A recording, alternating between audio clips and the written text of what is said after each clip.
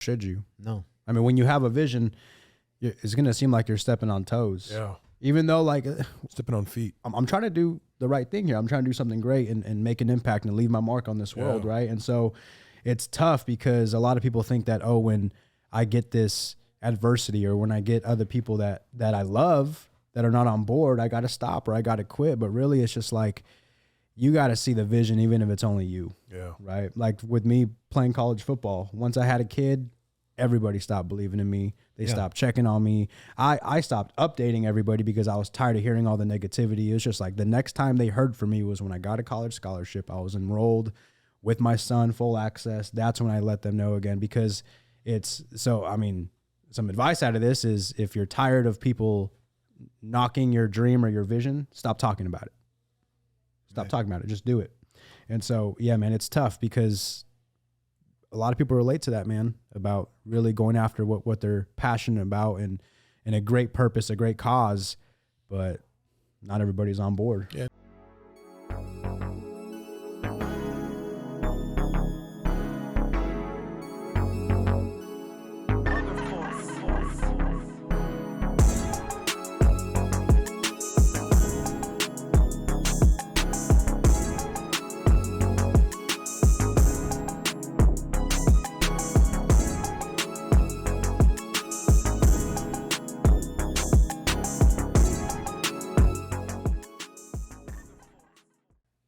Quick question. Yeah. Did you guys know, gentlemen here, before you started working with you? No. See, I do everything myself, man. So everything you're doing. That's why my quality's way. Your qualities. You see, yeah. Okay. All right. I think you have great quality. I'm very impressed with your stuff. Thank you. I have one Sony ZV-1. It's just your camera settings that you probably got it. Okay. Yeah. So do you have guests live in the studio sometimes? Sometimes. That's what's tough, man, is like Portland area. It's, I'm not saying there's like It's broken. heart. It's broken, bro. It is. Portland is fucking broken. It's really tough, is. man. It's tough. Let's call it what it is. It's kind of, it's fucked up down there right now. 100%. The way my Uber on my way to the airport to get here told me that Portland is at an all-time low 100%. in tourists coming here. And why would somebody want to come to Portland unless they have to for business? I mean, right now it's kind of the same thing as why would anybody want to go to San Francisco unless they're going for business? Exactly. It's really bad. Yeah, really bad. Yep. We just went to on Saturday. We went to Skid Row in Los Angeles, and we were doing like a donation drive and food and passing out some Narcan, and it was strange. Yeah. Because we're doing it, and around the corner there's 5 other people doing it. No wonder they just want to stay right there. Yep. They're fed, they're clothed, they got hygiene kits, everything they need. Yep. Why would they want to? Yeah. They're not being challenged, or it's just here you go. It's true. They're not being challenged. I talked to a guy. He was a veteran. He was getting paid 100% service connected, getting his $3,500 a month, and he was laughing about it. They pay me to sit here on the street and get high. Yeah. It's true. Yep. They're not challenged, bro. It's sad. Yeah, it's sad. You had a great intro when we were on your podcast. Great intro. This is how ours is. Ready? Michelangelo, are we live? Oh, Shane, we're live. shit, we're been. live. Damn it. Okay, We're good. live. Sweet. Yeah. That was beautiful, Isn't it? Yeah, Natural. man. That's natural. That's you listen to Joe Rogan. That's it right That's there. it right there. Yeah. Yeah. Yeah, that's where I kind of stole it from. I was like, well, Joe Rogan just like Gets they into it. just start talking, Yeah. and next thing I know, it's like Half hour in. yeah, Yeah. and I'm like, holy shit, Yep. I like it. They got me. You guys got me with that Yeah. intro. Really? yeah. Yeah. You didn't realize? I'm in there. Nice. There's no turning back, bro. No. So it's pretty exciting. Yeah, it is for us, isn't it? I mean, this is exciting. it is. Because I mean, Shane and I both post your stuff all the time or repost it or Yeah, we're lovers. We listen. We love you, buddy. Which I appreciate. Yeah. yeah. I grabbed the first one. No, that one I just love the one that first. I don't even that one probably wasn't even that was the second one that went viral, right? Second one that went viral. Yeah. And it just really grabbed me because I was like, that's what I'm doing right Yeah. now. You know? Yep. Totally. Is that, I hope everyone that's in front of me, man, I hope they're working every single day because I'm coming. And the funny part of that, the context of that was like, I wasn't even talking about me personally, right? Even though it is true, but I was talking about like, this is the mindset you have to have. And, yeah, man, the feedback has been incredible. Like, oh, there's plenty of room for everybody. Yeah. But if you have that mindset, and they're not wrong, like in many fields, there's plenty of room for everybody to succeed, pieces of the pie, but you can't have that mindset if you want to do something great, right? You got to have the mindset of like, no, I'm going to work harder. I'm going to work longer. I always say I have 8 days out of the week to work, because if you accumulate all the days that people take off, the holidays, the weekends, Like what you're saying. nope. Yeah. I take all those. Yeah. I take all those. So Yeah. He had his first vacation how many years? Oh, I mean, like a bit. That was the first one I've had in 20 years. That's what that I'm was saying. Like more than A week. 5 days. More than 5 days. Yeah. dude, We don't I went to- vacation. I went to don't. Italy. Yeah. We don't take time off. you guys know when my first vacation was? I'm 26. Yeah. You know when my first vacation was? When? Right now? Right now. That's cool. Right That's now. nice. Took my son out here. I'm with my dad, my little brother. Shout out Aaron right there. A few more siblings, niece and nephew. We all just came out, Nice. but I was like, Monday, got a speech, got to be on a podcast. So it's that's the beauty of life right there, man. When you can enjoy yourself but still get some work in and be productive Yeah. and make an impact. And so Yeah. that's the life right there that I want. Yeah. I mean, I've been in my industry for 22 years. I've owned my own treatment center for 20 years. And now I own and manage and operate 6 different treatment centers. And I've worked really hard to be successful in my industry. And then my son-in-law died from fentanyl, and this podcast came about. And like when I heard your video, I was literally meaning it to like I'm telling Joe Rogan, Logan Paul, all those guys that I'm coming. Yep. And I'm coming, not to take their spot. Right. I'm coming to get up there so that everybody can hear my voice and they can know that this is a serious crisis. Yep. And that I have a serious amount of people following me that are, ready to make a difference in this world. Man, you have one thing that's vital that many people don't have, and you have a why, right? Like you have your why, you have your reason for all of this. And that why is going to get you through more than motivation will. Yeah. The hump. The hump. Those bad The days. why gets me through the tough times. That's right. Yeah. That's And- right. And like, I'm in tough times right now. It's not like, like not everybody in my life is happy with what I'm doing, and that's okay, because it's taking away time from other people. Yep.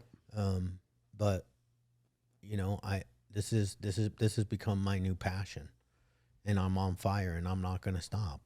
Nor should you. No. I mean, when you have a vision, it's going to seem like you're stepping on toes. Yeah. Even though, like, Stepping on feet. I'm trying to do the right thing here. I'm trying to do something great and make an impact and leave my mark on this world, right? And so it's tough because a lot of people think that, oh, when I get this adversity or when I get other people that I love that are not on board, I got to stop or I got to quit. But really, it's just like you got to see the vision, even if it's only you. Yeah. Right? Like with me playing college football, once I had a kid, everybody stopped believing in me. They stopped checking on me. I stopped updating everybody because I was tired of hearing all the negativity. It was just like the next time they heard from me was when I got a college scholarship. I was enrolled with my son, full access. That's when I let them know again, because some advice out of this is if you're tired of people knocking your dream or your vision, stop talking about it. Stop talking about it. Just do it. And so, yeah, man, it's tough because a lot of people relate to that, man, about really going after what they're passionate about and a great purpose, a great cause, but not everybody's on board. Yeah, and everyone wants theirs, bro. People are out there, they want their own. And we're, and part of it is us. Yeah. We're not given that right now. Right. That's just life. Right. That's whatever. Absolutely. Yeah, that's what it is to be great. Yep. Well, I want to kind of talk about your life, your story, and you can start wherever you want. But the stuff that's really impressing me right now is, you're really blowing up. Like I'm watching it from Yeah. from the sidelines. Yep. if you will. I mean, I'm not necessarily on the sidelines because if I'm on Instagram, I'm working. You know, I'm posting shit. Yes. I'm looking at your stuff and Yep. I'm seeing what yours is doing, and I'm like, you know, and mine's growing.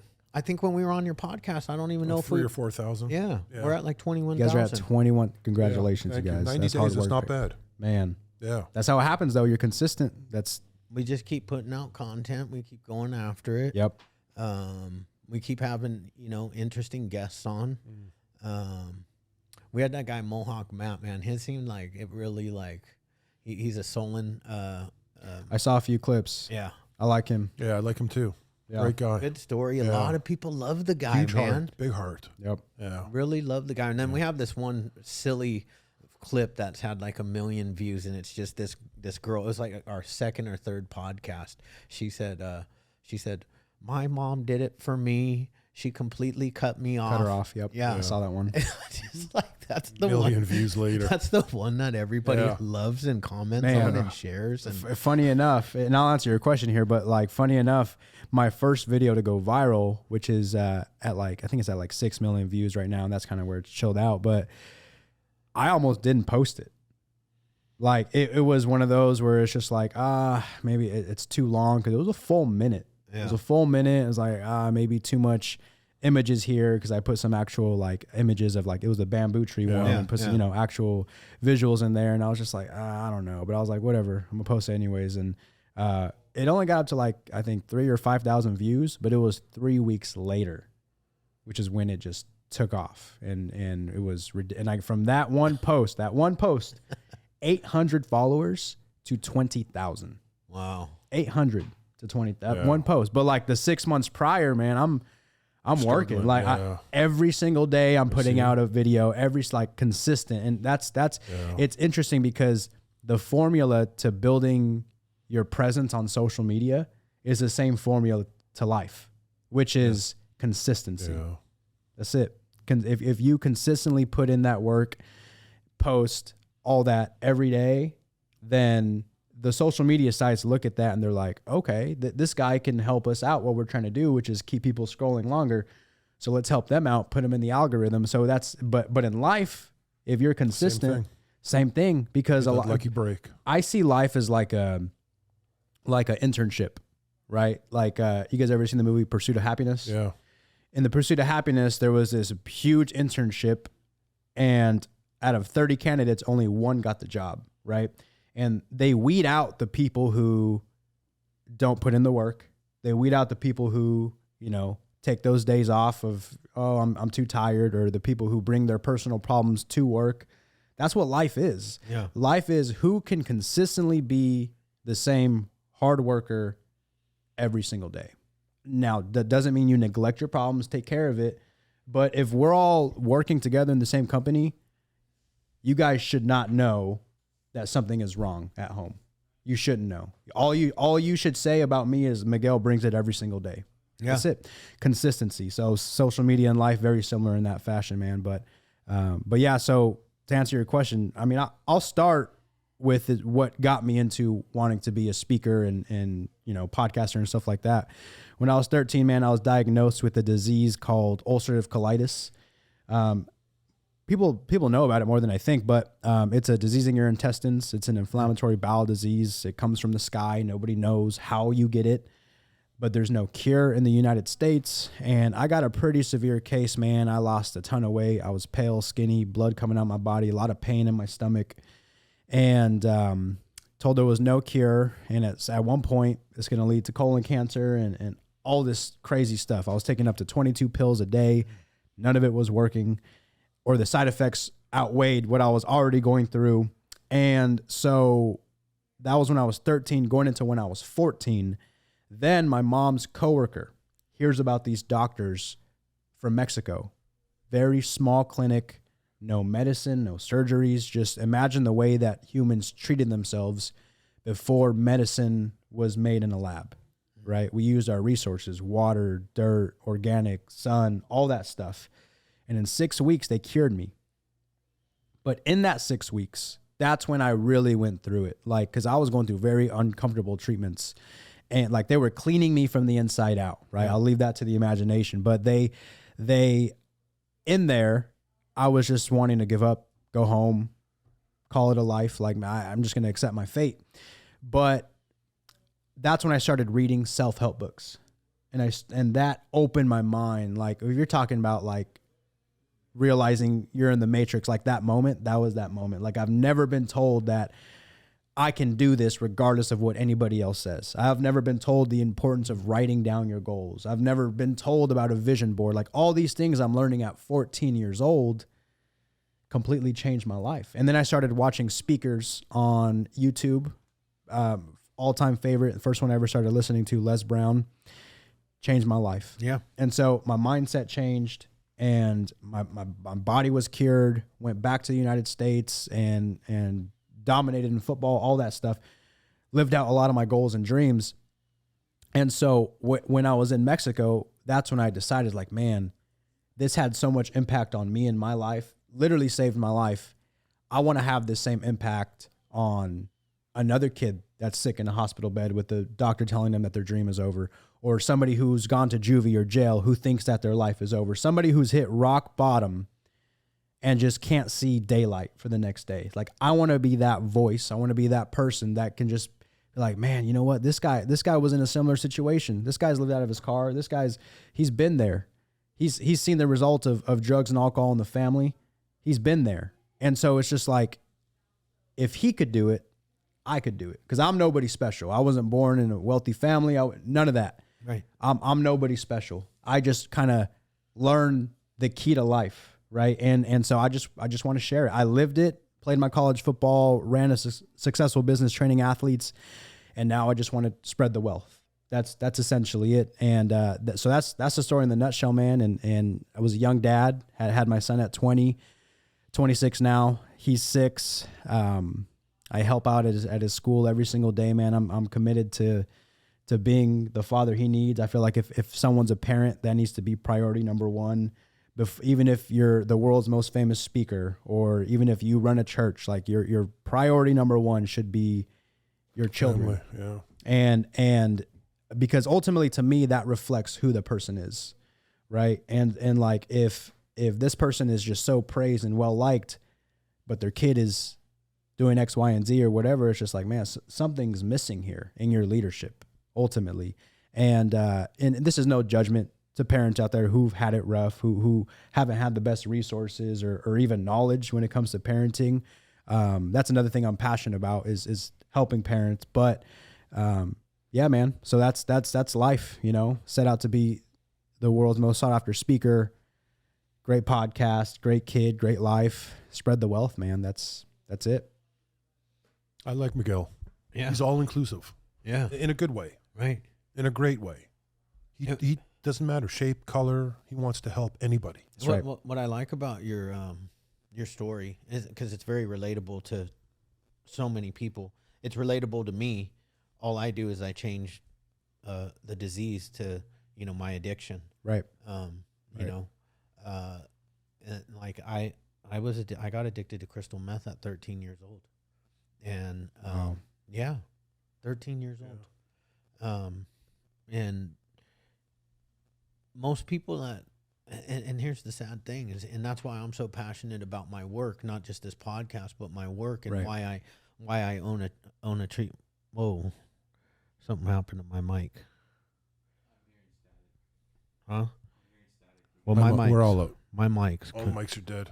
My mic is not dead anymore. Mine. Hello.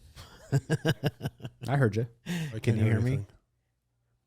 Can you hear me though? Yeah, I can hear you guys. I can hear both Okay. of you guys. Yeah, we're good. Keep going. Mine? Okay. It's always Shane's because Turn it up a little. Shane's the only one that ever Fucks accidentally with this thing, unplugs his mic. Can we hear each other? My ears are kind of still. I hear you good. Do you? Okay, there we go. Oh, there we go. There's the static. Good. Fuck you. Yeah, we're back. Watch this. Watch this. What was I saying? I have no fucking clue. Exactly. No clue. I just know you well enough to You're the disease. You have a disease of addiction. You're 13. You were addicted. Whoa! You were addicted. Holy crap! You were addicted. This It's is the the gum, first bro. time It's the ever. gum. I had a few pieces. The saliva. I still got the taste of the work gum. Here's the Don't hardest leave home part. without it. The hardest part about podcasting Nootropics. is just conversating with people in general, right? You can just be on a good conversation. You get a little sidetracked trying to make a point, right? And you're going to come back around to that point, and you get right here, and you're like, Yeah. damn it, I don't like remember. having- I don't remember what my point was. And then I'll ask him, Yeah. what was I saying? Yeah. And he's just I'm the guy with the map. Man, I'm the guy with the map. I would not do the knowing same where we're thing. going. I have no idea. No and I'm clue, like, bro. dude, we're like, all you can hear is my voice. Yeah. Where do you go? I disappear. I just disappear. I told myself to be on my best behavior. Focus. Don't do it. run don't the do words it. back in your head. Because yeah, man, I need a bookmark every now and then. Yeah, for sure. Yeah. Yeah, we're old, bro. I forget. I know we are. We're old. Yeah, I'm gonna be 50 in less than it's like You're 6 older than months. me. 6 Shit. You got 9 years on me. You're so full of shit. He's older than I am. His beard just No, him? Yeah. Yeah, he is. No. I don't act it though. No, he doesn't act I it don't act it. at all. Man. I don't really either though. Like, No, I you don't think don't. I act like a 49-year-old. You don't. Man. You don't have to keep saying that. You could go 39. 39. Yeah, bro. Would my beard be this gray if it Yes, was? it would be. That's fine. Yeah. Oh wow. Yeah, yeah. Because when I was 39, my beard was the same color as yours. It was Was nice it? and dark. Yeah. You can color it there. I don't Come on want- no, over. I don't want to. I'm not Come coming, I'm not on coming over. over to the color side. And I mean that in the sense of beards. Can we bleep that part? What for? I thought it was funny. It's never good when a white man says that. No, it's never good. Gotta love context, man. Yeah, right. You gotta love context. Um, I remember when I was your guys' age, man. So I got clean and sober, like, and I believe that God left me here to help people that suffer with the same thing that I did. This was 22 years ago. Yeah. December 9th of 2000, I should have died in a car accident. Bad meth run. And I didn't. 5 days later, I had a little baby girl. She's the one that lost her fiance. I call him my son-in-law because they basically were married in my book and in my eyes. It's his birthday today, by the way. Wow. Justin's birthday Yeah, today. happy birthday, bro. Happy birthday, Justin. He'd have been 27 today. Yeah. Yeah. So, 22 years later, though, I look back on my life, and 22 years from now or 20 years from now, you're going to look back on your life and be like, I followed the plan, and I followed the plan. I would have never thought I was broke. I was homeless. Beat up. I was beat up. I was trying to sell drugs. I was a horrible drug dealer. And God had a different plan for me. And I had that moment of clarity in my mind that if I continued down this road, I would either be in prison for the rest of my life or dead, especially after that car accident. I shouldn't have survived. My car was a mangled piece of metal. Wow. It rolled end over end 7 times down an embankment in Los Angeles off the 10 freeway. Wow. And when I look back on my life, I'm just like, and I really like my little girl, the one, her name's Aurora. I always tell her, you're the reason why I have everything good in my life. Like, you're my angel. You were that thing that happened to me. Because the day she was born, I wasn't at the hospital. I was sitting in La Puente in LA with these Chicano gang members. And I called my mom. And my mom, she answered the phone and she was crying. And I said, why are you crying? And she said, you just had a little baby girl. And I remember hanging up the phone. I had one of those, you guys remember the Ericsson flip phones? the Motorola ones? Yeah, the Motorola flip phone. Yeah, Not the of big course. one, but No, the razors? The razor. Yeah, the like razor. The The razor. Thin. Yeah. I like those. Everyone had the See, razor. when I was a kid, a Razor was the iPhone. Yeah. Like, if you had one of those. Yeah, we had the razor. Yeah. Those were good. So I closed it and I looked around the room and I go, I am sitting in a room full of stone cold killers. I could see it all of a sudden. And I was like, what am I doing with my life? I just want to be a dad. Yeah. So I packed it up. It took me two days to get home. another day to get the drugs fully out of my system. I went down and held my baby girl. She was 4 pounds, 6 ounces, little tiny thing. Wow. I remember holding her in the palm of my hand, her head right here, and her feet came to there, and I was just like, I'm done. I'm done living that life. Tiny bit of static. Yeah. What's going on here? Gonna have to upgrade our equipment. Right. We're just saying, Yeah, I don't know what there is to upgrade, guys. Bolt I don't everything know. You down. guys got the Shure SM7Bs. Oh, mine's dead now. I can hear you. I can't hear myself. It keeps. There we go. I'm back. He's back. I'm gone now. No, you're not. I am. Now it's back to normal. No. So you know, and I see that, and I that's what I love about your story. Can you hear me, Shane? Okay. There we go. Now I can hear you. No, yeah, I'm good. This might be like the first podcast that we edit because this is annoying. Right? Annoying as F. Jesus Christ. Sorry, Miguel. You guys don't edit them? No. Man, that's what's up. Yeah, we have this weird like belief that whatever happens when we turn it on. The only time we do something, there's been times when somebody said something like Inappropriate. yeah. Like, or it could be construed as offensive. Yep. I just cut it out or bleep it out. Bleep it out long enough that you don't know what was said. Right. And that's happened before. Or one time somebody said something about a group of like gang members. yeah. And it was like, wait a minute, are We're we live. actually live? It's like, yeah, we're live. Yeah. Not live, but Yep. No, I like it.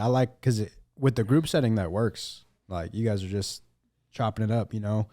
It gets tougher with like the solo episodes or even like one-on-one because that just feels like just a straight interview, Yeah. you know. And so it gets, but no, I love this setting. Like you guys are crushing it. But yeah, man. To relate to that, I totally understand what you mean, man. As far as like, because my son, man, if he weren't in my life, things would be a lot different as well. Because, you know, I grew up without understanding what love was or how to genuinely love someone or even to receive love. My parents divorced when I was 6.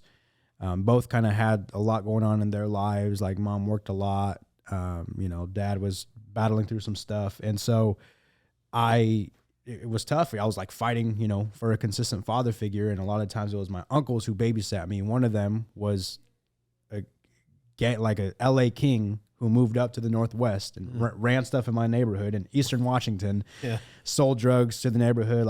So I'm a child, like watching him like cut up drugs and bag them up and sell them and him smoke with his friends in the garage.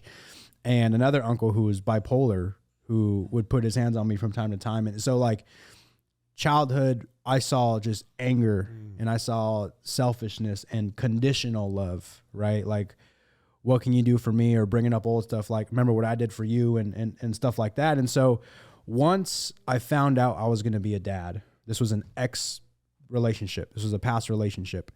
Found out I was going to be a dad. I was like, man, I have 2 options here, right? I can continue on with what family was doing, right? With whether it be alcohol addiction or drug addiction or just narcissism, you know, and hatred, conditional love.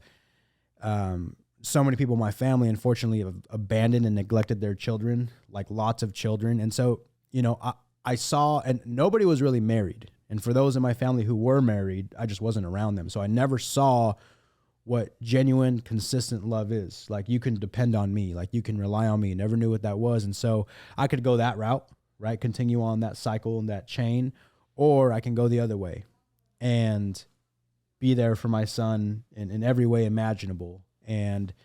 But how do you start that? What's step number 1 is from changing within, right? Like, I was like, I had a conversation with myself and I'm like, man, did I ever listen to anything that I was told growing up? Like what to do, what not to do?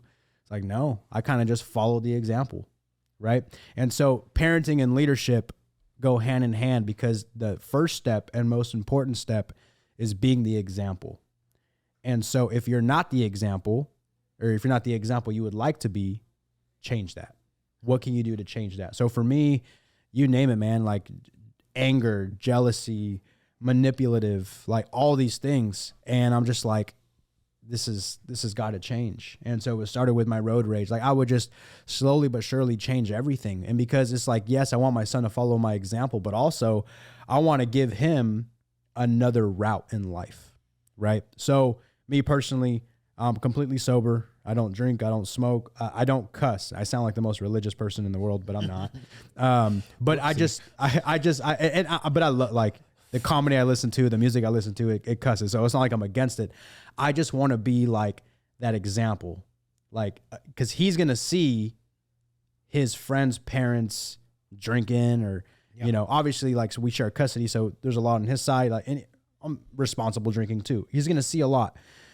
His friends cussing at school, especially as he gets older and all this stuff. But I just want him to be like, you know what? My dad doesn't have to do this.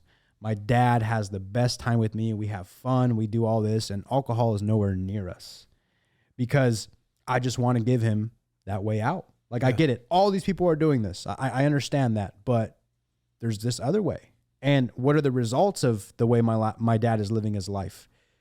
He's happy. He never has any bad days. There's character building days, but there's no, this sucks. There's none of that, right? Because every painful moment is an opportunity for growth. So, and he's going to see that in me and everything. And so it's just like, man, there's this whole other way. It took a lot of work to get there. A lot. And that's the hardest part right there is looking in the mirror and saying, this is what's wrong with you. This is what I need to change. You're a liar. You're this, you're that. And actually taking the steps necessary to change those things. It's tough. It's real tough. And, but I just knew what was at stake. I knew what was at stake because it wasn't even just my son. It was the generations to come after. And even my family now and having a great influence on them, even older siblings, older relatives, you name it. Like it's going to stop now. And we're going to flip this over and be royalty. Our family bloodline, funny enough, with the ancestry.com stuff, we actually have royalty in our blood. But in my mind, I'm like, we've been living like peasants. Yeah. You know? And I didn't need to know that. I didn't need to know that there's royal bloodline, if that's even true. But I didn't need to know that because I'm choosing that path, right? And just like you, my kiddo, man, completely helped me make that huge transition in my life. Like I was already a hard worker. I was already a go-getter, already a hustler, like great mentality, all that. But there was just this other stuff when it comes to actually being a good person, right? That's where my son helped me and how to love somebody. Cause here I have this little baby who I'm giving. I'm changing your diaper. I'm feeding you. You're throwing up on me. All this stuff. Like I'm giving and I'm not receiving anything in return. Like that's unconditional love. Yeah. Never knew about that. But there wasn't a day where I batted an eye, like, or I was like, no, man, I don't want to do this. You're stupid. You don't do anything for me. Never. And so he showed me, this is how you do it. This is how you do it. You do it despite how you feel, whether in a relationship or friendship or with family, with kids, is you do what you're supposed to do. You take on your responsibility regardless if you feel like doing it or not. Right. And finding that middle ground of doing it in a healthy way instead of just being like a, bitter robot. But yeah, man, shout out to my son, Marcus. He's already doing great things. So I saw cool. your guys' podcast. Yeah. You guys did a podcast. Yeah. How old is he? He's 6, man. 6, and you guys did that podcast? Which was a total accident. Really? Like we just got in the studio and we're messing around. It's like, I'll put a clip up, which I've done before. Like if you dig in my Instagram, you will see clips of him way tinier, just saying like cute little stuff. And that's all I was going to do was like, I don't care how many views it gets. Like this is my son. This is my life right here. Enjoy. And that clip, right now it's at 12 million views. Holy crap. Which is ridiculous. And on TikTok, so that's Instagram. On TikTok, it's at 10 million views. And people in the comment section, I need to see the full episode. Where is it? Where can I find it? And in my mind, I'm like, you know what? We actually treated it like a full episode. We did the intro. even the outro, like the closing, I was like, thanks for coming, Marcus. Got to have you back on again. And he's like, peace. Like it was perfect. And so yeah, I posted it, and he's been just stealing people's hearts. But it's amazing because like there's several reasons not to post stuff like that. But the reason why I loved it was because, or at least what it's becoming, is because one, so many people have already said it's impacted their parenting. Like there was a clip about like, why do you consider me a great dad? And he's like, because you play with me.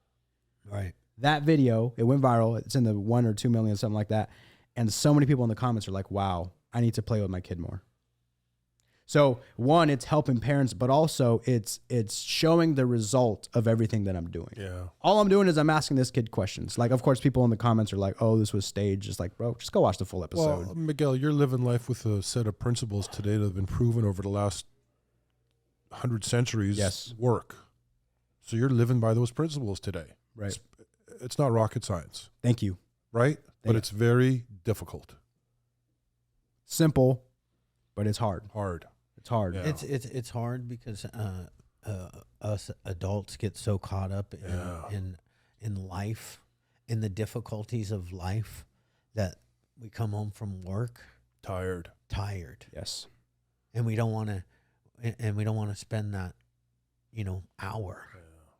That would just, 1 hour makes a huge difference. Yeah. Yes. Showing up to every single practice, whatever their sport Yeah, is. you do that. Or what I You do that. Yeah, showing up to every single one of their games. Yep. Even my like last summer, my son plays basketball, and he last year was his first year on varsity, and they traveled to Arizona, to Phoenix, and they played where the Suns play. No, not the Suns, the football team. Oh. Arizona Cardinals. Yeah. The Arizona Cardinals. It's a nice stadium.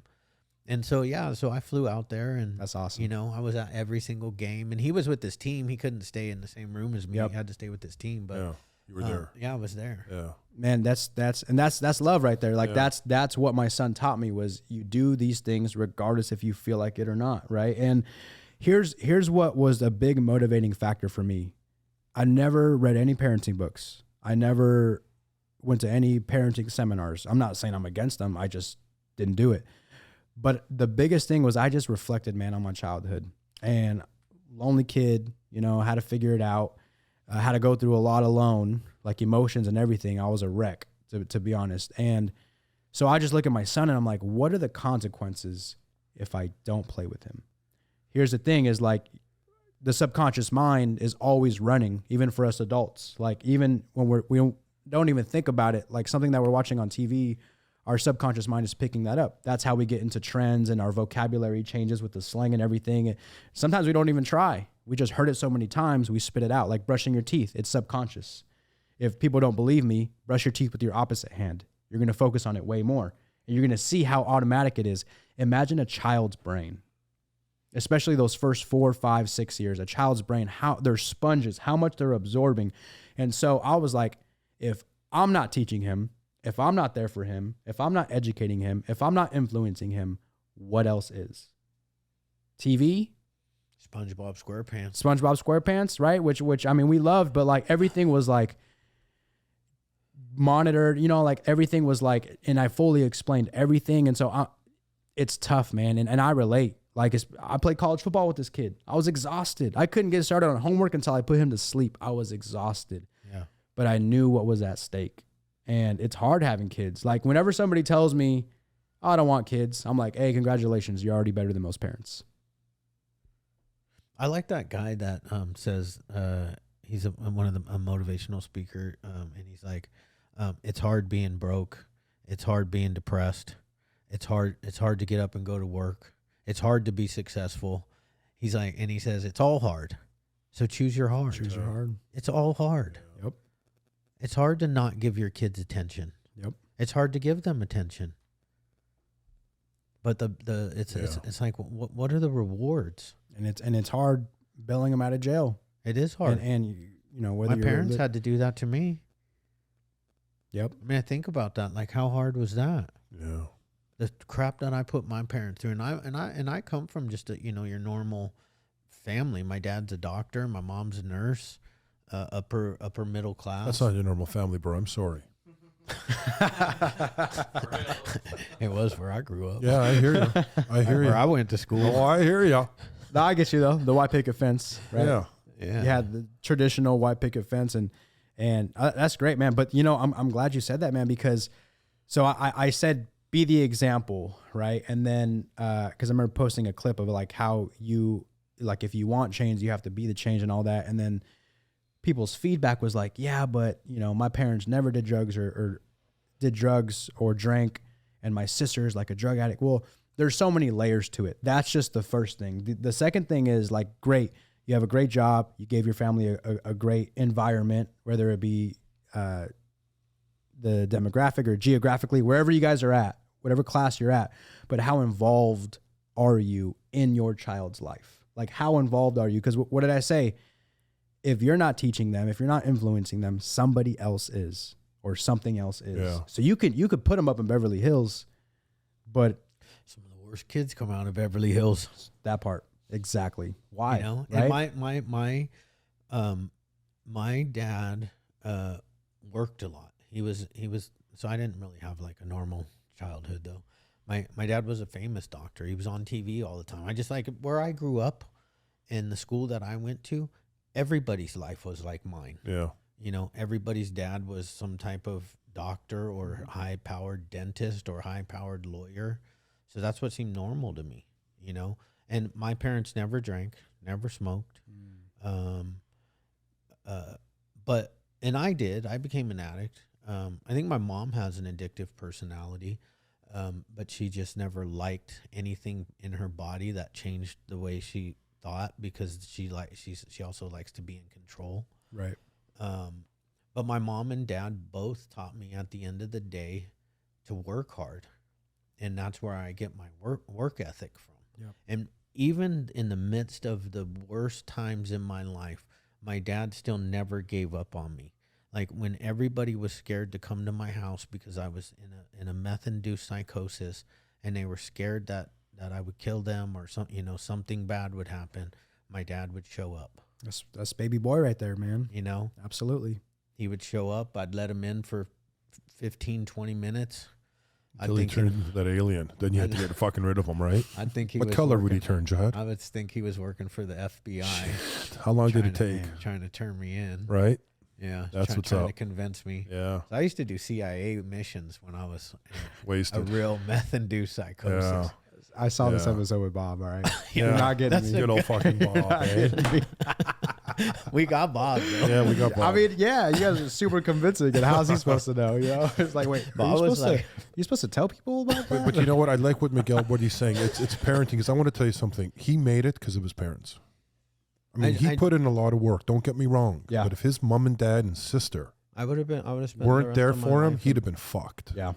That's just the bottom line. Yeah. If you don't have someone to grab you down out of the ditch, let's be honest. And it's sad that that's the way our society is. Yeah. But that's why we're here. It's a fact. That's why But Miguel's here. That's why Miguel's here. Yeah. That's why we're That's here. why we're we're here doing to this. tell you that there's a different way. Exactly. That's right. Exactly. You don't have to take that deal that the judge is trying to give you right now. No. For a prison term. Yep. See, because I got out of prison terms because I had money. I got a better deal. Yeah. Sometimes you have to wait. And it's sad because if you're on the inside of jail, if you're not bailed out, it's a whole different ball game. You're walking in the front door. The judge sees that. He sees you in a suit versus in an orange jumpsuit on the other side. You have a real lawyer that you're getting that's actually fighting for you versus a public defender that is trying to get you to close the deal with the DA. Yep. As quick as possible because they need to move on to the next case. Right. Yep. And those are facts. Yeah. No, great point. Great point. And that's where the reflection comes in on both ends, because I can go back in my childhood and dig out everything that was wrong. But what about everything that was Right. that was great? Yeah. And I've given my parents flowers on my podcast. My mom worked 2 jobs, man. She did the best she could with what she knew. Like, she came from a rough upbringing. Yeah. bunch of family, tiny apartment, abuse, all that. See? My dad didn't know his dad, but we never starved a day in our lives, you know, and regardless of what he was battling, never missed a day of work ever. And so where do I get that from? Right. And a few years ago, my mom calls me and she's just crying and apologizing. And first time this has ever happened. She's like, I'm sorry. I could have done a lot better. You know, it took a lazy way out. And, she's growing a lot in her spirituality and her church and stuff. And my family sees how I've been parenting my son.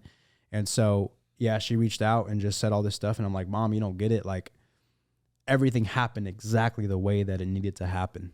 Because if I would have had all these things that you're saying that I was missing, if I would have had this metaphorical white picket, whatever you're saying, I wouldn't have been who I was. Like, I wouldn't have had that dog in me. Like, I wouldn't have had that I need to find a way to get out of this type mentality and looking at bad situations as an opportunity to grow from them. Like, everything happened exactly the way it needed to happen. But I told her that I love her and I forgive her, because a lot of people just need that. You know, that was the first thing I said, is like, Mom, I love you. I forgive you. You're amazing. And then I went on to be like, it needed to happen. Everything needed to happen exactly the way it did. And because we could play, you know, devil's advocate, or hindsight's always 20/20, but what can we grab from there to help us propel forward? And I can reach a lot more people because of the things that I went through. And you guys are perfect examples, especially you, like with the addiction at 13. You can reach a lot of people. You can relate to a lot of people, man, even if it's not to do with drugs. You know what I'm saying? Just being at that point of your life, which many would consider rock bottom. Like, it's like, man, been there, and there is a way out. And this is how it's done. Yeah, and those are facts, because by the time that I got clean and sober, my parents had lost everything. Everything. My dad got sued. We were living in a 2-bedroom apartment. You know, we had nothing. My mom was making $15 an hour as a nurse, working for an eye surgeon. I went back to school. I was working at 24-Hour Fitness and the Ritz-Carlton, making minimum wage and doing personal training on the side, just to make ends meet. Yep. And I was after, you know, that was when that was before my daughter was born. That was, you know, the beginning of you know, this new life that I get to live on a daily basis. But it's like it's hard to be at the top and then fall to the bottom. You know, but it's all hard. And then but my story created a business, and my story created a brand new life for my entire family. Yep. Like all of them. My sisters, my parents, you know.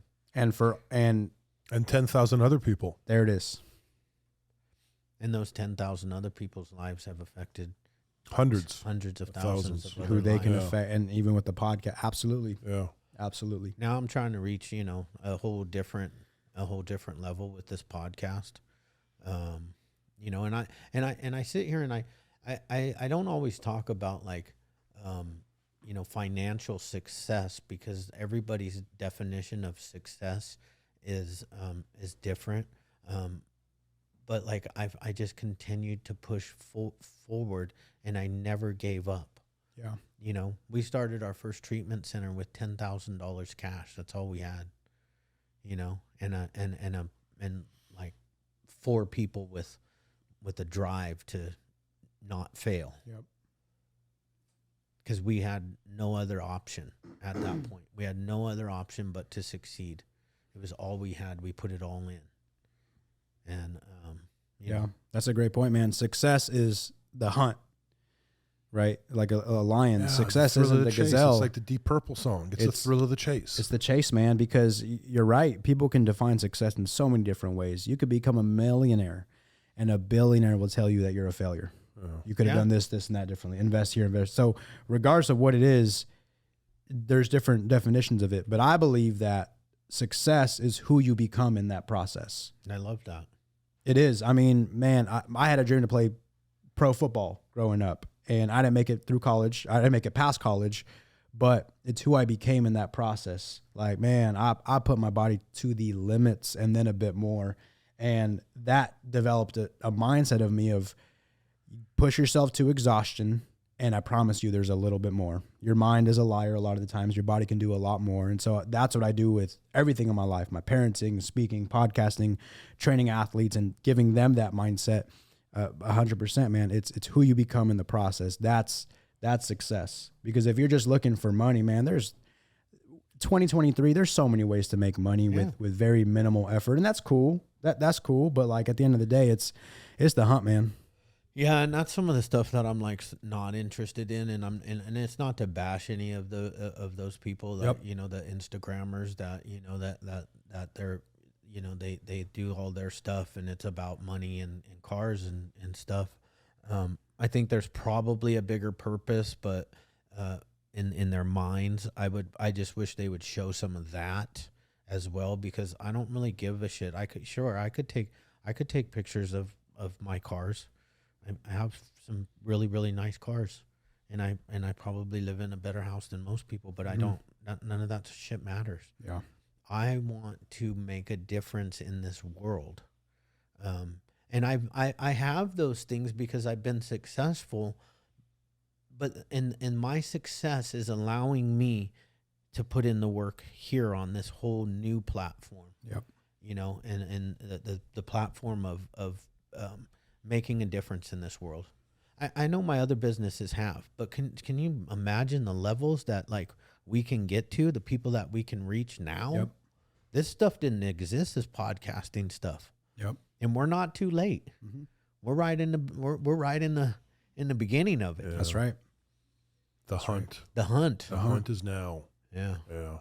Real lions like to hunt. Yeah. Is that Eric Thomas? Yeah. T? Oh man, that's true though. Man, that's so interesting. How what was he saying? He was saying that a lion won't even go after a gazelle that's injured because it's like, well, there's no fun in that. Yeah. I want to hunt. Yeah. I want to go get it. I don't want to hand it to me. So one of the worst things that can happen in somebody's There's life. some Saturdays I just wanted to hand it to me. You Not know, gonna lie. You know what? I can't wait. I can't wait. I mean, until there's that want and those days. desire. I'll feel satisfied for you when I'm at the gym and I've got my YouTube stuff on, because I only listen to motivational speakers. I do a lot of like Motiversity and this other one. I know what you're talking I about. just put them on, and it's just all the good clips from like Eric Thomas, Les Brown, Yes, sir. All those guys. Yep. You're gonna be on one of my clips one day, and I'm gonna be at the gym, and I'm gonna be like, shit, I know Miguel. Yes, sir. I don't know Eric Thomas. Yep. I don't. Yep. Do you know any of those guys? Not yet. Not yet. Not yet. Yep. Soon. So this is the petty version of me, but I really feel bad for, you know, people who have seen my success, and we're just getting started. Right. All of us here, gentlemen, we're just getting started. But for the people who have seen my success, who, man, just, you know, hate on it, even people that, you know, grew up with, just like, this guy, like, I feel bad for them, man, because my voice is going to be everywhere. And my face is going to be everywhere you try to go or scroll. Like, and I say that out of, yes, my confidence in what I have and what I've earned and worked for, but also if that happens, that means significant impact is happening. Yeah. Change. Right? It comes with it. Yeah. It comes with it. And so going in, when I started my podcast, Along with a lot of responsibility, bro. That's right. 'Cause, yes. And a lot of people don't think about that, nor are they prepared for it. Right? Right. And so, but going into starting my podcast last April, so it's been like a year and a few months.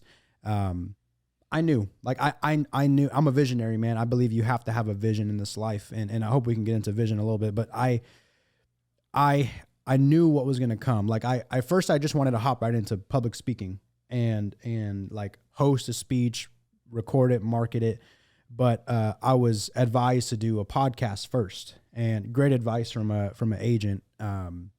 Shout out to Henry Organ. He does disruptive sports. He's a agent for athletes, but he advised me. He's like, man, the day and age that we're in, podcast. And so got my camera, got my Sony ZV-1, got a mic, and but I knew going into it what was going to happen, because I was like, okay, now is the time. Essentially, I've been waiting since I was 14, and I was like, now is the time. I know the leadership that I have, the talent that I have in speaking that I've worked for. It wasn't natural, and I know what's about to happen. And so when all these people are saying, "Oh my goodness, it's crazy." By the way, we hit 200,000 followers today. Nice. It's been great. But this was all expected, right? Because of vision, right? Not because I'm entitled at all, but because I work for it, I see it, and I believe it. That's it. And so yeah, man, that's the power of vision. And so even when, again, 100 followers on Instagram, I worked like the whole world was listening to me, and I still do that to this day, and reached a ton of people already, and hundreds of millions of people just from the clips and everything like that, and over 100 countries on the podcast and all this cool stuff, man. But ultimately, it was vision, man. You got to have that vision. And so I love what you guys do and the platform that you're building, because ultimately I feel like if you give people hope, you're giving people a vision. And if somebody has a vision, man, they're going to get through some stuff. And I believe that if somebody has a vision for their life, they won't even fall into the distractions, which includes drugs, alcohol, all this stuff. Because, man, vision takes you out of whatever you're going through, right? Because eyesight is judging life based off what you see. Mindsight is judging life based off of what could happen, what you want to see. And that right there, man, has got me through so much. Yeah, but we got to talk to parents when it comes to this, because I mean, I know a lot of times I was told, a lot of people are told, get your head out of the clouds, get back down to fucking reality, get a job, go to school, just fall in. You know what I'm saying? Yep, absolutely. And I would. That's sad. It's sad, dude. I would advise parents, like, do they really want it? Right? Because if they, now I've seen it on both ends. Yeah. Me, I freaking wanted it. Whether I had the support or not, I wanted it. But a lot of kids will say they want it, but not put in the work. Yeah. In that case, I defend the parents. In the other case, my advice to parents is let them go through it. If they really want it, if they're working for it, let them go through it. If they fall flat on their face, they're going to learn from it. They're going to grow. Let them. Just let them and support them. Because I would rather somebody at the end of their life say, "Oh, well," than "what if." Yeah. Right? Because I can live with "oh, well." I tried. I gave it my all. There's nothing I regret. Oh, well. Then, man, what if? Like, what if I would have tried this when I was 20-something? You know, what if I would have hung around more positive people? What if I would have challenged myself more? What if I would have done things that were more uncomfortable instead of just seeking comfort all the time? Like, that's miserable. And I checked the stats recently, but the most people in the U.S. that commit suicide are middle-aged men. Yeah, bro. Or over 65. Yes. It's crazy. My theory, I could be wrong, but this is just my theory, is that's the age where a lot of people have that reflection. Oh, yeah. Whether it's a "oh, well" or "what if." And if it's a lot of what ifs, I'd be miserable too. Yeah, see ya. Yep. And so that's why I've gone at it my whole life with that mentality. Is I'm willing to fail. Cool. Yeah. I'll take that. But what I can't do is a what if, man. Those are dangerous. It just reminds me of the quote of the pain of regret versus the pain of failure. Is it failure? Yep. Is that what it is? Yeah. I can't think of the guy's voice is in my head right now. Yeah. I just can't think of the exact quote. That message has been spread around a bit, but ultimately that's it. You know, it's either you deal with the pain of regret or the pain of failure, of that hardship. And so 100%, man. I'm one of my favorite ones is that whenever I'm, kind of, times get tough and all of this stuff. Like, I mean, I got a lot going on in my life, and when I kind of, I stay disciplined, but when you have those thoughts of, do I really want to keep doing this, or do I want to do this? And then, I always remember Kobe Bryant. He just always says, go after your dreams, go after them, Yep. And I just continue to go after my dreams. Yep. And man, what a guy to hear that from, because man, he put in that work. Like he was relentless, man. There's a book called Relentless by Tim Grover, and Tim Grover was his trainer, also Michael Jordan's trainer. Oh yeah. And he talked a lot about the mindset of Michael Jordan, Kobe Bryant, and even Dwayne Wade. And yeah, man, that dude was relentless. And he didn't even care if you liked him or not. He was unapologetically going to put in the work and be great. And if you weren't on his level, people would consider him like an asshole. Like, man, this guy's a jerk. But no, really what you're doing is you're stepping on the same court with him when you'd even put in the work that he put in. Right. But yeah, man. Yeah, I've heard that guy actually talk about that. Tim Grover? Yeah. Tim Grover. And he talks about Kobe, like, why would I pass you the ball? Like, why would I pass you the ball when I know that you haven't even put in the work to make that shot? Mm-hmm. You know, and that might sound like an asshole to some people, but a bad shot by Kobe Bryant was better than an open shot by that guy. When I was growing up, and like we were playing basketball or even pickup basketball, is like when someone's hogging the ball, they would be like, okay, Kobe. But like, and so a lot of us shine the negative light on that, but we didn't even understand, right? But I mean, Kobe and MJ were okay with being misunderstood. Yeah. Right? They're like, all right, yeah, consider me a ball hog, whatever. But, and I like how he didn't take it to the media. Like, they didn't put in the work. Like, you know, he was reserved about it. And I mean, that's just what made him great. Yeah. Absolutely. Yeah. Yeah. Not many guys like that. No, he cut from a different cloth for sure. So you were talking about, vision. Yeah. A lot of times I call it a manifestation, right? I visualize in my head, mm-hmm. and I obsess and I manifest until it becomes a reality. Yep. Like, for instance, just like this podcast, right? So it got put on my heart, and within I came to you one day and I was like, we're doing a podcast, right? It was like 3 weeks later we were on. 3 weeks later, 4 we had weeks. this whole studio put together. Yeah. You know? Yep. And then all, but you know what I didn't think about that whole time?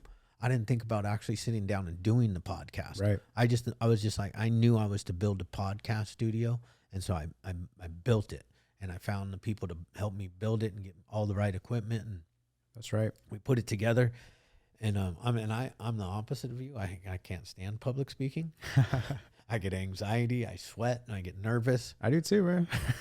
I do too, but it's the vision, man, of the end goal of it. But you're right. That's the power of vision that most people don't even understand. Like, when you go into a building, you are in the element of vision. Why? Because it took somebody to have a vision to build that building that you're in. It took a blueprint. At first it was a thought, and then it was a blueprint, and then they built it. Like, vision is in everything, right? And it all starts in the mind. It all starts with the power of visualizing, writing down goals, everything, believing even when you have no reason to believe, right? Well, athletics teaches you that from the birth. Absolutely. That's and I mean, number one. My whole life is based off of vision, but specifically we'll bring it more into life for people is when I was in junior college trying to earn a scholarship to a university. Senior year in high school, I was the superstar who tore his shoulder, lost all his scholarships. And so went the junior college route. And that's actually when I had my son. So he wasn't even one yet my last year of junior college. And I say that because I hardly got to see him because of custody stuff. And so I'm like, okay, I can either cry about it, be depressed, or I can play one more season, my last season of community college, and see what we can do. See if I can put us in a better situation. I had a vision for the life I wanted with my son. I knew it was going to come even when I didn't know. Like, my biggest fear was my son would never even know who I was, right? Because it's tough. But I also had a vision for football. And so going into that last season, so my son's in Portland, which is where I live, but the closest community college that had football was in Seattle. And so for those who don't know, it's 3 to 3.5 hour drive. And so I would make that drive back and forth to see my son when it was my time with him, which was 2 days a week, 6 hours each day. And so it was realistic. Like, I can make that drive, spend time with them, and there were consecutive days. But, you know, I could afford all this stuff, child support, food for myself. But the one thing I couldn't afford was a place to live. So I slept out of my car. That whole last season of community college, I slept out of my car. But I mean, like, when you have a vision, you don't complain. Yeah. You don't. You really don't, because you're so focused on the vision. Like, I couldn't be around any energy that was not about my vision. So that's why I couldn't get on the phone with a lot of family, talking negative about what you have a kid, like just focus on getting a job, da da da. But for me, it's just like I'm providing for my son. I'm playing football and I'm going to get a scholarship and they're going to pay for my housing, all this stuff. Like this was my vision. And it was tough, man. My daily routine was I would wake up, go to work. I worked at a 24-hour fitness that transferred me up to the Seattle, specifically Everett area, and would work, go to practice, sell some plasma when I was eligible for a little extra cash, work out at the end of the day, eat, and just find a place to park my car and sleep. And I finessed it to kind of sleep comfortable. I slept diagonal, like my head was in the back rear seat and my feet were in the diagonal seat ahead. And I would stuff like where you put your legs with stuff so I could try to sleep as flat as possible because that dip right there. And made it work, man. Made it work and would drive down to Portland to see my son. We'd have a great 6 hours, go to the park, whatever. Kid had no clue I was homeless. I mean, he wasn't even one yet, so he had no clue about a lot of things. But and then found somewhere to park my car, sleep, would get him the next day, and then right when I would drop him off, I would head back up to Seattle and just start all that all over again. And so to a lot of people, that sounds depressing and miserable, but to me, there was never a day where I was like, man, this sucks. Or, man, everything I've worked for up to this point, the illness back when I was 13, all this, for sleeping out of a car at a community college, like never, because I had a vision. You know, I wasn't like, oh, these people don't believe in me or support me or they're not cheering me on. They're naysaying. Never, because I had a vision.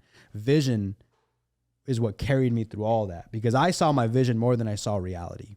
And so, I mean, I like to use the comparison of, and this may be appropriate or not for this podcast, but of a drug addict, of somebody who's literally gone. Like you're not a part of our reality. You're hallucinating. You see something else. That's what I mean when I say vision. Like obviously you're sober, right? But you see your vision so well. You see it more than your problems. Those are the people who manifest the things that they want in life. Yeah. Because if you focus on the problems, if you focus on eyesight, you're always going to be stuck and miserable and focus on the bad, right? For sure. I agree. That's why I only feed my mind with positive stuff. You know, I got enough negative stuff stuck up in there. That's right. You know, that when, you know, and there's times when that negative stuff overpowers my positive stuff, but it doesn't last long. Yep. Because I don't allow more negative stuff in.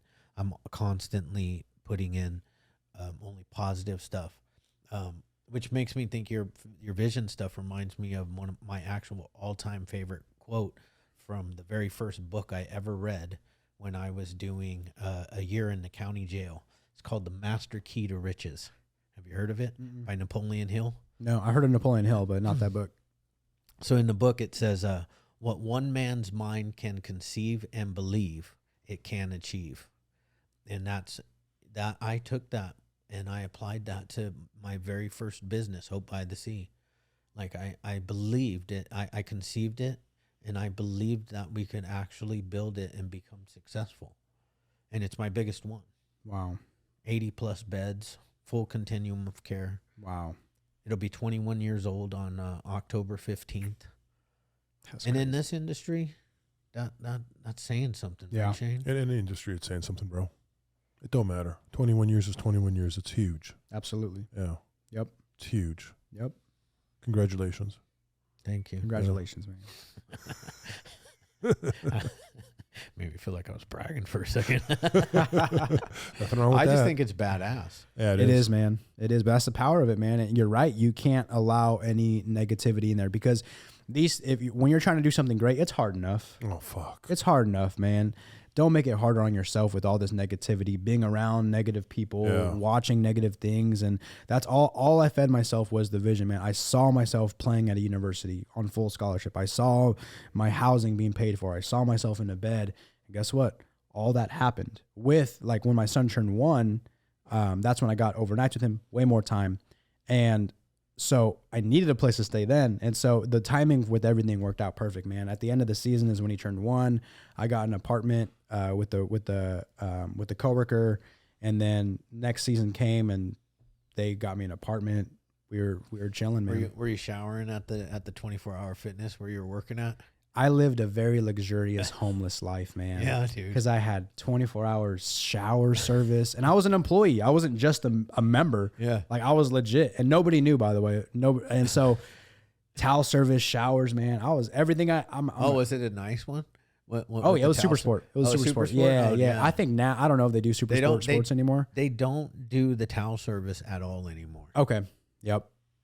That's why I switched over to Lifetime Fitness. And if I could get a sponsorship. Come on, Lifetime. Come on, Lifetime. Come on, Lifetime. If you sponsor him, I'll switch over too. We got to start these sponsorships before. What? We got to do this first thing, bro. Not at the end of the podcast. I know nobody gets this. No one's going to get to. Not these guys. Not Lifetime. Well, I'm going to make it a clip. Yeah, we'll clip. get. It's going to go fucking viral. Yes, sir. There you go. Yes, sir. I've shot my shots like that, definitely. But yeah, man, that's how it goes, man. You got any more questions for me? I'm just really excited because I just love this all-inclusivity with people that want to make a change, you know, and don't get stuck on those people that want to get off on a different bus, or they're not on your bus, or they're not on your time frame, or they're not on your schedule. Forget about them. Yep. Why waste your time in trying to talk them into something they don't want? Yep. We can't afford that time. How do you expect someone to see your vision when they don't even have a vision for themselves? Like, how do you expect that to happen? Like this, it's tough. It's not. Maybe you'll find some real genuine people that support you, whether deep down they believe in you or not. Yeah. But for the most part, so with all the insults that you receive from people, all the naysayers, all the doubt, all the people that go out of their way to see you fail, and there will be those, you have to take it all with a grain of salt, and you can't take it personal. You got to be like, it's okay, because if you saw what I saw, you'd be on board. Right. But they don't. Yeah, if you felt what I felt. That's right. You knew what I knew. Yep. We almost sound crazy. Yes. You know what I'm saying? I'm crazy. Really, I don't sound crazy. We are crazy. I'm insane. So insanity is part of it. That's the difference, though, between highly successful people and just your average everyday workers. People with vision, people that are highly successful, they see it, they believe it, they go after it, and they continue to go after it with discipline, not with motivation. Yep. You know, one of my other favorite ones is I forget who says it, but I think it's one of the Navy SEAL guys. But he says motivation comes and goes. Mm-hmm. You know, you have to stay disciplined. Yep. I mean, I technically my job title is motivational speaker, but I hate it, to be honest, because I would prefer something like inspirational speaker, because the root word there is inside, right? Because you're changing from the inside. Yeah. Motivation, it's motive, right? You have a motive for something, but it will run out. And that's where discipline takes over, right? Like discipline is doing what you said you were going to do despite how you feel. Like way after after the feeling has left. That's right. That's right. Yep. Like can you do that? Because if you're someone who just gets fed off the motivation, man, you start a lot of brand new projects that you never finish. That's right. Boom. That's what you do. Yeah. Yep. I mean, you could go see you could go see you could go see Eric the hip hop preacher, you could go see any of those guys. What's the other guy that used to play in all the movies?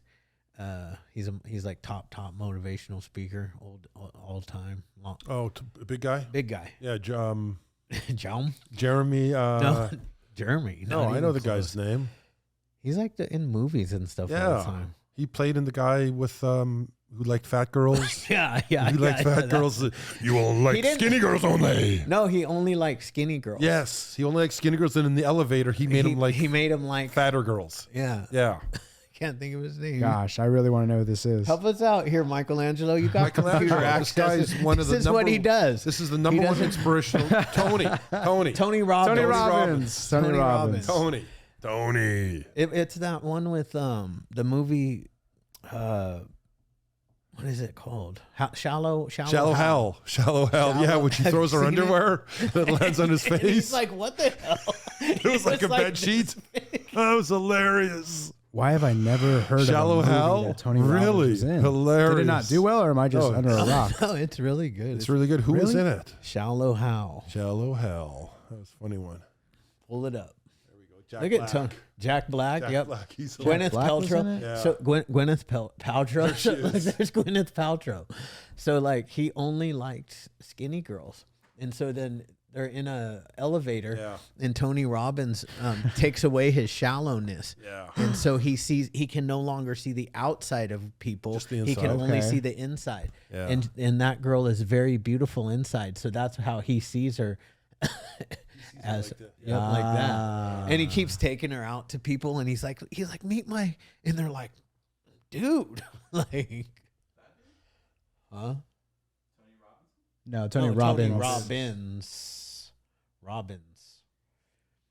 Yeah, I'm gonna have to add that. Yeah, you gotta watch Shallow, Shallow Hal. Hal. Yeah, There we go. Tony. This is Like I feel like he's like he was the premier. He was the first I feel one. like no, he's not because Who- there's way older guys than him. Yeah, there's people that Yeah, are we dead. just don't have they just didn't have the media we have Oh, now, yeah. the outlets. But like Zig Ziglar, Zig Ziglar. he's Yeah, a huge one. I read one of his books. Yeah, he's the I mean, real how deal. old is Les Brown?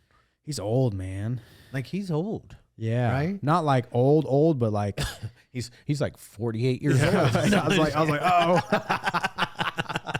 He's like, no, he's a young soul though, you know. Shit.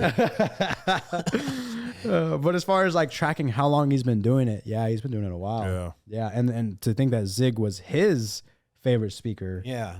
Yeah, so there's but as far as like well known because of what we have now, the internet and all that, Tony Robbins for sure is probably the most famous of all time. Like if you ask somebody who doesn't know motivational speakers, they'd be like, "Oh yeah, Tony Robbins." Probably. That's who they would come up with. Yeah. But I don't. My first thought, just because he kind of cranks the motivational YouTube videos, is Eric Thomas. Eric Thomas, yeah. He literally, and he's got some good stuff. I like that other guy, Inky Johnson. Inky too. Johnson. You know. Yeah, those two, Les Brown. Les Brown's first for me, but those are the top three right there as far as me personally. Yeah, but if you have an old school, I'm doing my skateboard in the backyard in the What pool. about that That's really Tony old, Robbins. that really old white guy he's just got a funny voice. Oh, I know who you're talking You know about. what I'm talking about? Yeah, I don't know his name, I but can't think of his he had a name video, either. man. It was he has a bunch He has that are stuff great. that's viral still too. Yeah, super viral. But he was saying like, and I love what he said. It's kind of similar to what I said. He's like, if you knew where I was going, you'd be up early too. Yeah. Yes, that's the guy. Yes, That's like, the if- guy. Yeah. I like that. If you saw what I saw, Fuck, you'd be I up like early. that. Too. So what's funny? Oh. What's Say that man. again. He said, if you knew where I was going, you'd be up early Fuck, too. that's nice. Man, That's nice. and that was just one little piece of it. That's Like nice. it wasn't a super long clip, but it's What's yeah. funny about because obviously my Reels algorithm only pick up motivational speakers.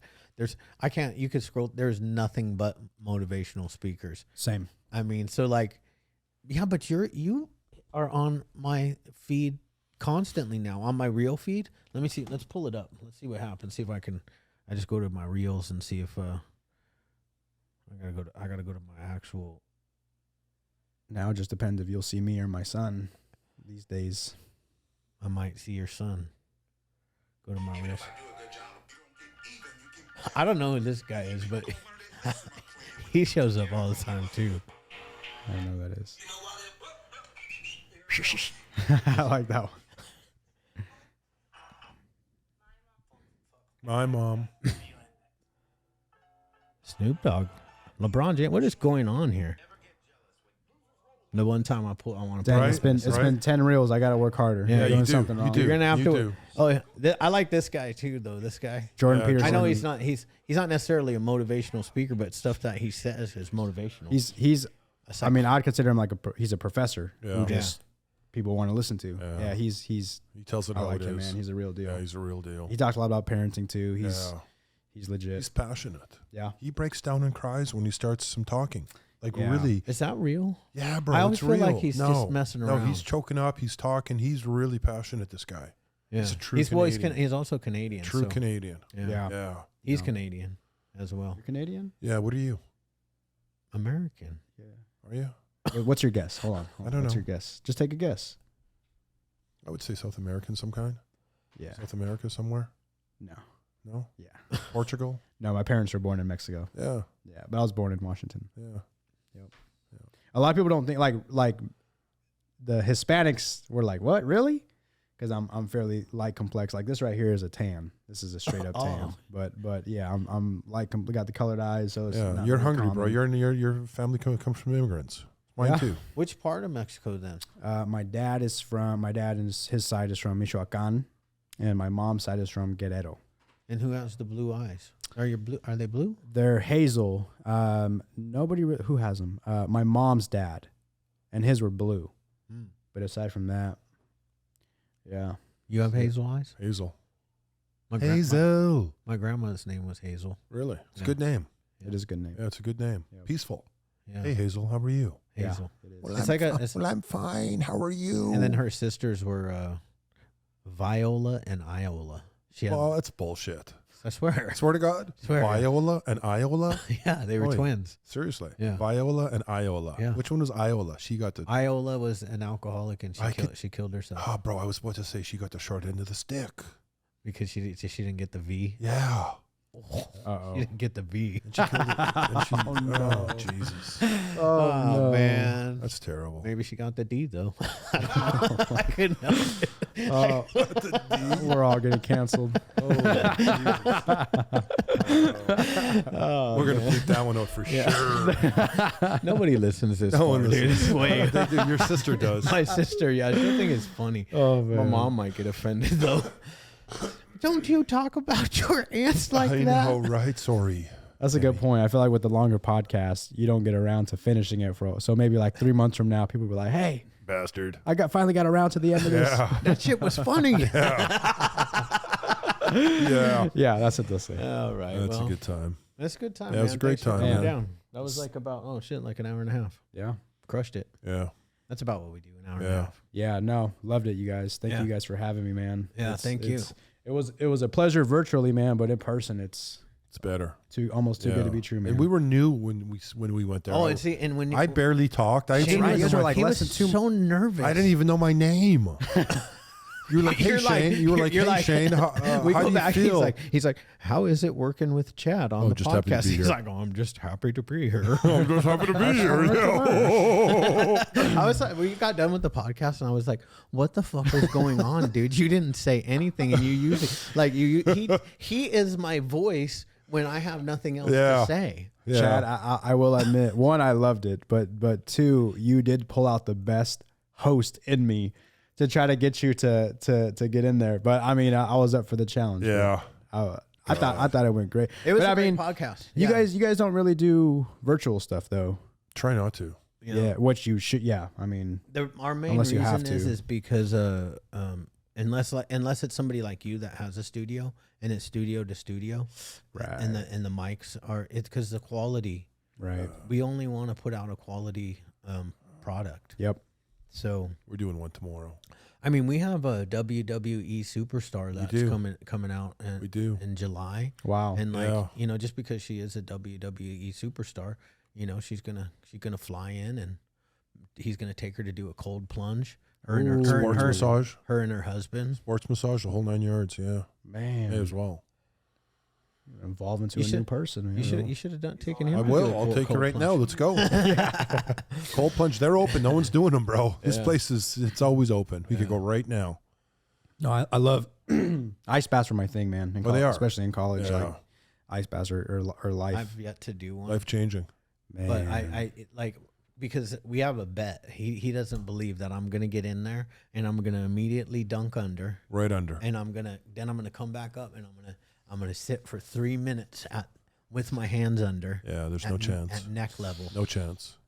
I got Never. my money on Shane, man. And I'm not saying because I doubt you, but for me, man, I gotta like get my legs in there first, and after a little bit, get more in there. And when I try to go all in, man, yeah, I take something out, my torso or my arms. But You have no choice.